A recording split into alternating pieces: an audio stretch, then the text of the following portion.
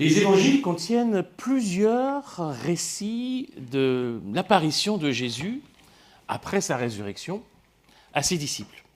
On en avait vu une dimanche dernier, si vous étiez présent, pour la prédication, avec l'apparition de Jésus, alors d'abord aux disciples sans Thomas, puis ensuite aux disciples avec Thomas. Et c'était centré sur le personnage de Thomas. Ce qui est assez fascinant, je trouve, dans les évangiles, dans les 4 évangiles, c'est que ces récits d'apparition du ressuscité sont presque toujours des récits, qu'on va dire, contrariés. C'est-à-dire que ceux qui sont témoins de l'apparition de Jésus ressuscité ont du mal à comprendre, ont du mal à percevoir ce qui se passe et qui ils ont véritablement devant eux, au moins dans un premier temps. Alors ce matin, il y a un autre récit d'apparition de Jésus ressuscité qui nous est proposé dans les listes de lecture de ce dimanche. Ça va pouvoir faire en quelque sorte une suite par rapport à dimanche dernier, mais si vous n'étiez pas là dimanche dernier, vous arriverez à suivre sans problème la prédication de ce matin. C'est un récit dans l'évangile de Luc où nous voyons 2 disciples marcher sur un chemin, discuter avec un voyageur, sans se rendre compte qu'ils sont en train de discuter avec Jésus. Nous lisons dans Luc 24, les versets 13 à 32. Luc 24, 13 à 32. Ce même jour, 2 disciples se rendaient à un village appelé Emmaüs, qui se trouvait à environ 2 heures de marche de Jérusalem. Ils parlaient de tout ce qui s'était passé, et pendant qu'ils parlaient et discutaient, Jésus lui-même s'approcha et fit route avec eux. Ils le voyaient, mais quelque chose les empêchait de le reconnaître. Jésus leur demanda « De quoi discutez-vous en marchant ?» Ils s'arrêtèrent tout attristés. L'un d'eux, appelé Cléopas, lui dit « Es-tu le seul habitant de Jérusalem qui ne sache pas ce qui s'est passé ces derniers jours ?» « Quoi donc ?» leur demanda-t-il. Ils lui répondirent « Ce qui est arrivé à Jésus de Nazareth. C'était un prophète puissant, il l'a montré par ses actes et par ses paroles devant Dieu et devant tout le peuple. Les chefs de nos prêtres... je suis allé trop vite. Les chefs de nos prêtres et nos dirigeants l'ont livré pour le faire condamner à mort et l'ont crucifié. Nous avions l'espoir qu'il était celui qui devait délivrer Israël, mais plus de tout cela, c'est aujourd'hui le 3e jour depuis que ces faits sont arrivés. Quelques femmes de notre groupe nous ont frappés de stupeur, il est vrai, et se sont rendues tôt ce matin au tombeau, mais n'ont pas trouvé son corps. Elles sont revenues nous raconter qu'elles avaient eu une vision des anges qui leur ont déclaré qu'il est vivant. Quelques-uns d'entre nous sont allés au tombeau, ils ont trouvé tout comme les femmes l'avaient dit, mais lui, ils ne l'ont pas vu. Alors Jésus leur dit, « Gens sans intelligence, que vous êtes lents à croire tout ce qu'ont annoncé les prophètes. Ne fallait-il pas que le Christ souffre ainsi avant d'entrer dans sa gloire ?»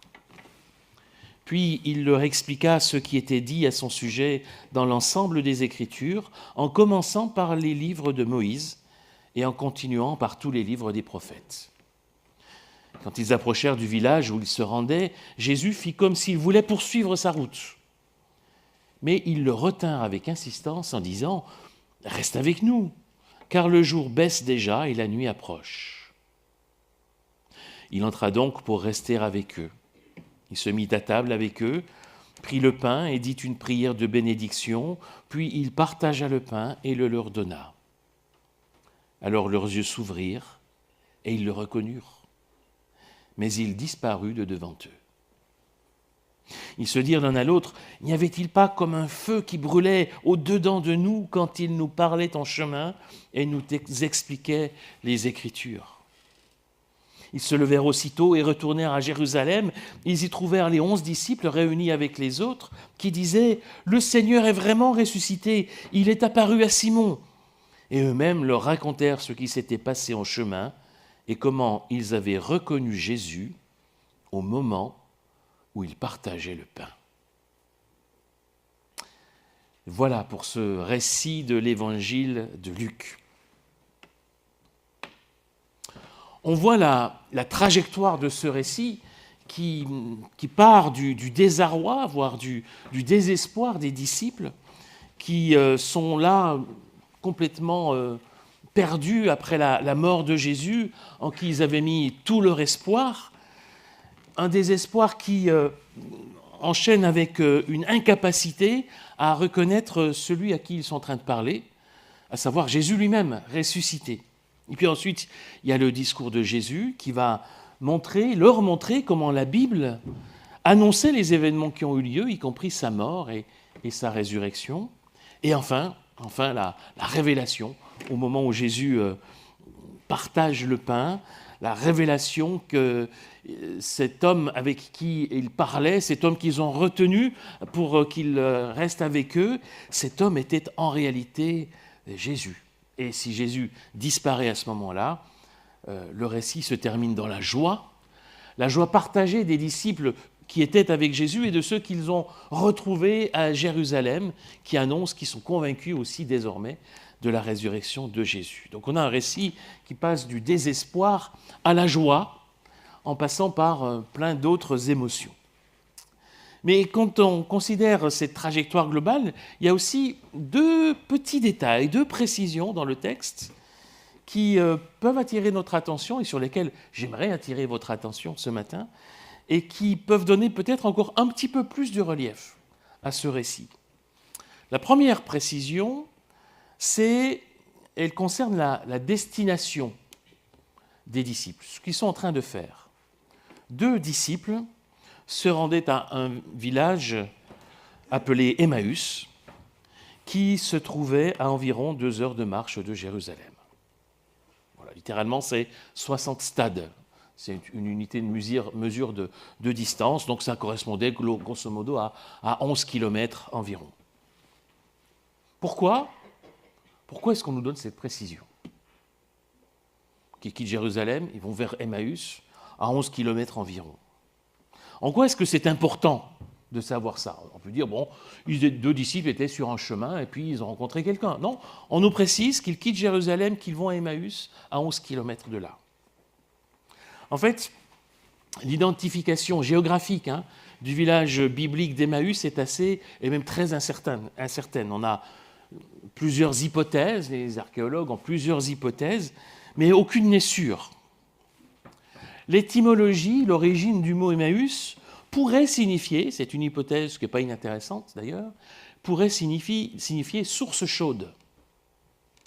Ce qui est amusant, entre guillemets, parce que c'est bien à Emmaüs que les disciples vont dire qu'ils ont senti comme un feu qui brûlait au-dedans d'eux quand ils entendaient Jésus leur parler du Messie dans les Écritures. Alors, pourquoi est-ce que ces 2 disciples allaient à Emmaüs ? Peut-être parce qu'ils étaient d'Emmaüs. Peut-être parce que c'était chez eux, Emmaüs. Qu'ils rentraient chez eux. Bah oui, tout est fini. Jésus est mort. On rentre à la maison. Pourquoi est-ce qu'on resterait à Jérusalem ? Et il me semble que c'est ça, en fait, qui est important dans cette précision. Au-delà de la destination d'Emmaüs, qui peut-être était le village d'origine où habitaient ces 2 disciples, peut-être, c'est le fait qu'ils sont en train de quitter Jérusalem. Ils ne restent pas dans cette ville. Ils sont en train de tourner la page. Pour eux, la belle histoire est terminée.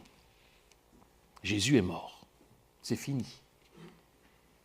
Quoi qu'en disent quelques femmes qui disent avoir vu Jésus ressuscité, pour eux, on passe à autre chose. Et donc, d'une certaine façon, dans ce récit, au début de ce récit, Jésus va rattraper ses disciples découragés. Il va aller les rejoindre sur leur chemin de désespoir, alors qu'ils sont en train de tourner le dos à leur espérance en quittant Jérusalem.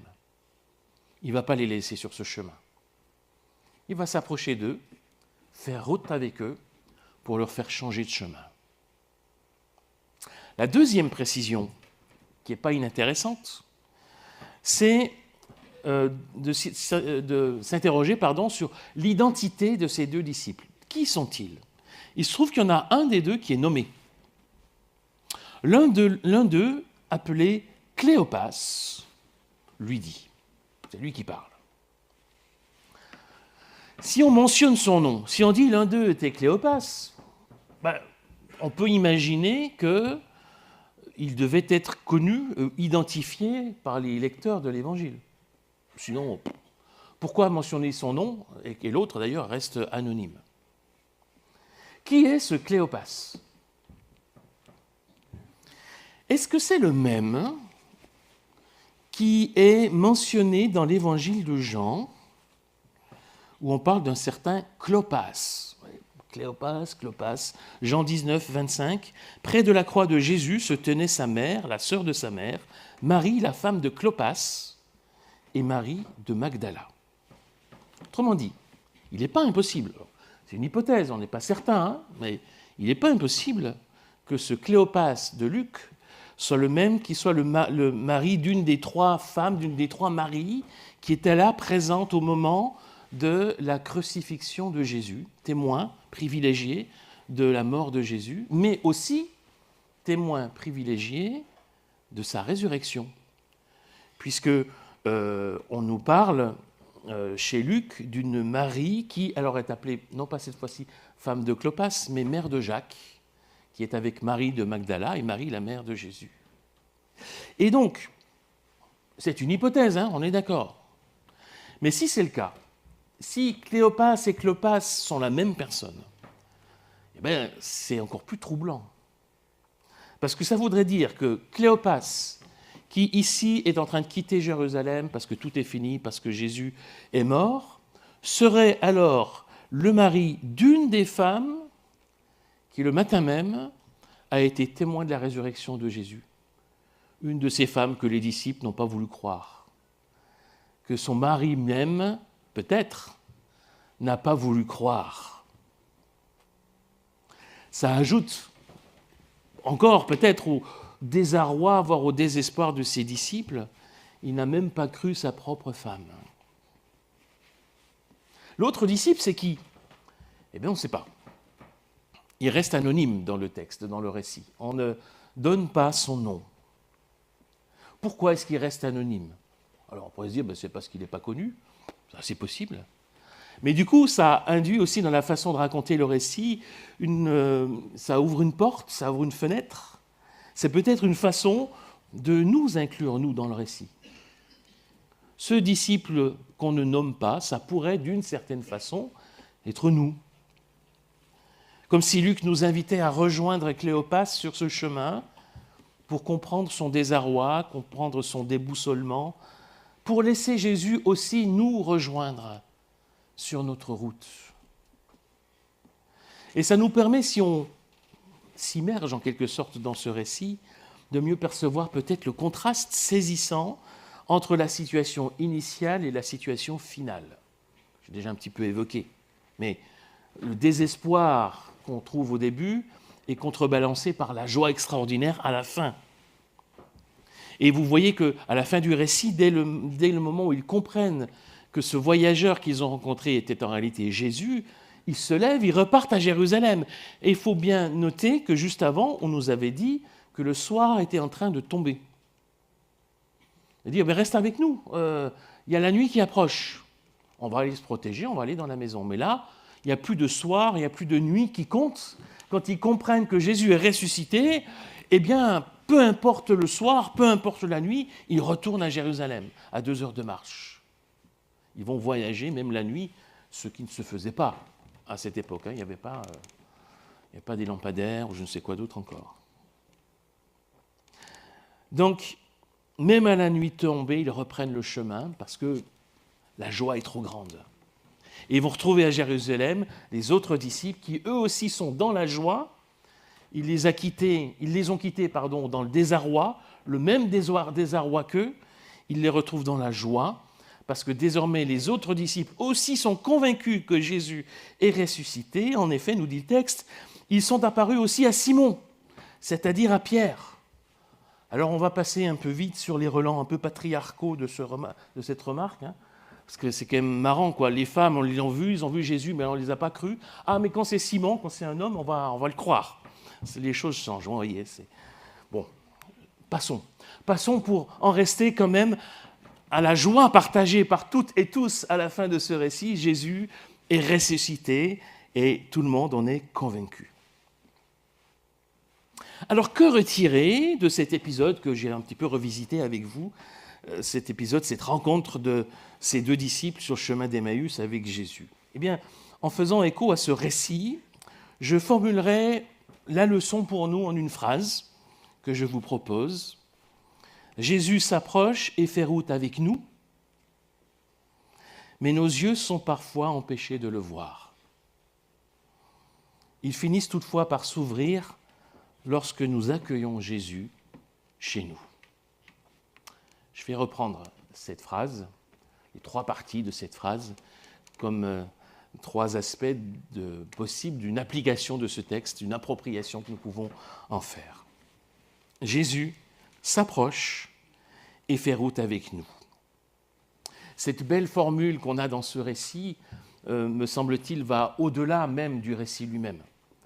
Et c'est une formule qui nous rejoint et puis qui exprime, qui peut fort bien exprimer la façon dont le Seigneur agit à notre égard. Il s'approche de nous, il fait route avec nous. Jésus vient à notre rencontre et il prend le temps de faire route avec nous. Dans le récit de Luc, on ne sait pas à quel moment ils ont rencontré ce voyageur, mais la précision qu'on avait au début, qu'il fallait au moins 2 heures de marche, laisse entendre que ça a duré un petit peu de temps, qu'ils n'ont pas juste croisé Jésus juste au moment où ils arrivaient à Emmaüs, sinon ça aurait été précisé. Jésus a pris le temps de cheminer, de discuter avec eux. Il a pris ce temps de cheminer comme le Seigneur prend ce temps avec nous. C'est dans la nature même du Christ que de s'approcher de nous.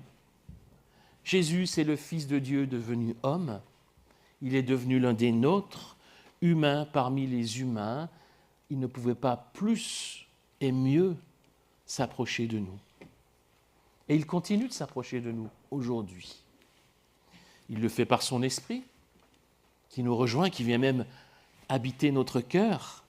Il le fait par sa parole, qui nous interpelle. Il le fait par les hommes, les femmes qu'il met sur notre route. Il le fait par les circonstances de notre vie. Jésus s'approche de nous et il fait route avec nous. Et on peut très bien ne pas s'en rendre compte, comme les disciples de ce récit.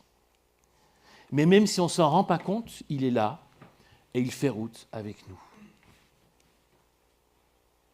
Même si nous ne le reconnaissons pas dans ceux qui croisent notre route et qui sont en quelque sorte le Christ qui nous rejoint, il fait route avec nous. Patiemment, il accepte le temps du cheminement. Suivre Jésus, vous savez, ça pourrait être une définition de la vie chrétienne. Qu'est-ce que c'est qu'être chrétien? C'est suivre Jésus, se mettre à sa suite. C'est l'idée du disciple. Le disciple, c'est celui qui suit son maître. Jésus est notre maître, nous le suivons. Nous sommes en route, en chemin avec lui. Mais parfois, même sur ce chemin, même engagés sur le chemin de la foi et du fait d'être disciples du Christ, eh bien, même là, parfois, nos yeux sont empêchés de voir le Seigneur. Pour différentes raisons, qui peuvent être multiples. Pour les 2 disciples d'Emmaüs, c'était sans doute la tristesse et le désespoir, on l'a dit, qui les rendait incapables de reconnaître en celui qu'ils avaient avec eux sur le chemin, celui dont ils pleuraient la mort. Il est ressuscité, mais il restait dans la mort, dans la perception de la mort de Jésus. La tristesse, le désespoir les empêchaient de voir Jésus. Qu'est-ce qui nous empêche, nous, de voir que Jésus fait route avec nous? La réponse à cette question est différente, sans doute, pour chacun. Les causes peuvent être multiples. La fatigue, la lassitude, le découragement, la distraction, l'obstination dans un chemin, dans une mauvaise voie, l'égoïsme ou l'égocentrisme. Et la liste pourrait être prolongée à l'envie, parce que plein de choses dans notre vie, dans les événements qui nous arrivent, dans la façon dont nous abordons les choses, dans notre mode de pensée, dans ce qu'il y a au fond de notre cœur, plein de choses peuvent finalement être parfois, devenir un obstacle qui nous empêche de voir que Jésus est là et qu'il fait route avec nous. C'est donc pertinent, sans aucun doute, de se poser la question, qu'est-ce qui m'empêche de voir que Jésus fait route avec moi ? Quel obstacle dans ma vie peut atténuer au moins ma perception de la présence du Christ dans ma vie ? Et d'ailleurs, comme pour les disciples dans ce récit, c'est parfois après coup, avec le recul, qu'on comprend que Jésus, en fait, était là et qu'on ne l'avait pas vu. Qu'il cheminait avec nous sur ce chemin alors que nous ne le percevions pas. Dans le récit d'Emmaüs, les yeux des disciples finissent par s'ouvrir. Alors c'est vrai que c'est quand ils sont à table, quand Jésus rompt le pain devant eux, là, tout d'un coup, leurs yeux s'ouvrent et ils comprennent. L'obstacle disparaît. Mais ça, c'est parce qu'auparavant, ils ont demandé à Jésus de rester avec eux et d'entrer dans la maison. Dans le récit, on lui dit Jésus donnait l'impression de vouloir aller plus loin, de pouvoir continuer le chemin. Et les disciples disent avec insistance, nous dit le texte, à Jésus de rester avec eux. Rentre chez nous. Rentre avec nous. Je ne peux pas m'empêcher de penser à cette célèbre parole de la lettre à l'église de Laodicée au début de l'Apocalypse, Apocalypse 3:20, texte que plusieurs connaissent sans doute. « Écoute, je me tiens à la porte et je frappe. Si quelqu'un entend ma voix et ouvre la porte, j'entrerai chez lui. Je prendrai un repas avec lui et lui avec moi. » C'est ce que Jésus a fait finalement, avec ses deux disciples à Emmaüs. Là, ils étaient à Emmaüs. Pour voir Jésus faire route avec nous, il s'agit de l'inviter à entrer chez nous. Pour que nos yeux s'ouvrent parfois, il faut savoir s'arrêter et accueillir Jésus chez nous. Alors bien sûr que dans ce récit, le pain rompu, c'est le symbole du repas partagé, mais c'est probablement encore plus le symbole du repas de la scène que Jésus avait partagé avec ses disciples. La scène qui rappelle la mort et la résurrection de Jésus. C'est sans doute ça qui tout d'un coup a ouvert les yeux des disciples, parce qu'ils s'étaient arrêtés, qu'ils s'étaient mis à table avec lui, qu'ils l'avaient retenu et qu'ils l'ont fait entrer chez eux. La maison dans laquelle nous devons demander à Jésus d'entrer, c'est la maison, bien sûr, de notre vie. Demander à Jésus de rentrer en nous, dans notre vie, dans notre cheminement, de venir chez nous, pour que nos yeux s'ouvrent. Et parfois, la porte, elle se referme. Parfois, il faut la rouvrir. Vous savez, c'est comme ça, le cheminement chrétien, c'est pas, une pente ascendante directe sans problème. Il y a des hauts et des bas, il y a des moments où on recule, où on s'arrête, on doit redémarrer, on doit se relever. Parfois, la porte se referme et il faut la rouvrir pour accueillir Jésus dans notre vie, dans notre quotidien. Et puis la table où le pain est partagé avec le Seigneur, est-ce que ça ne peut pas être aussi peut-être l'Église ? Ce lieu où ensemble on partage le pain. Ce lieu où le Christ aussi se manifeste de manière privilégiée, c'est aussi dans la communion fraternelle que la présence de Jésus se discerne. Alors, bien sûr, qu'en disant cela, je vais un peu plus loin que le texte. Je prolonge le récit pour l'adapter à notre situation. Mais il me semble qu'on a bien cette trajectoire, cette dynamique qui est présente dans ce texte, nous invitant à accueillir et à réaccueillir sans cesse le Christ chez nous, dans notre vie, dans notre cœur, dans nos pensées, dans nos préoccupations, pour que nos yeux s'ouvrent, parce que régulièrement la porte se referme, parce que régulièrement des obstacles viennent se mettre entre le Christ dans sa présence dans notre vie et nous-mêmes, la façon de le percevoir. Alors simplement, en conclusion, j'aimerais relire cette phrase que je vous ai proposée tout à l'heure, que nous sommes appelés tous à nous approprier d'une manière ou d'une autre, que chacun la reçoive pour soi et voit comment elle peut faire écho à sa propre vie. Jésus s'approche et fait route avec nous. Mais nos yeux sont parfois empêchés de le voir. Ils finissent toutefois par s'ouvrir lorsque nous accueillons Jésus chez nous. Amen.